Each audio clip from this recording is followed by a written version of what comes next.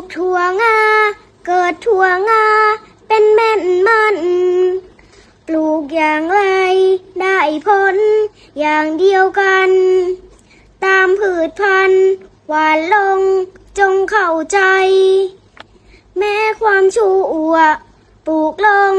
คงได้ชั่วความดีคงไม่กลัวคุ้มตัวได้ปลูกความดีผลดีมีทั่วไปความชั่วใส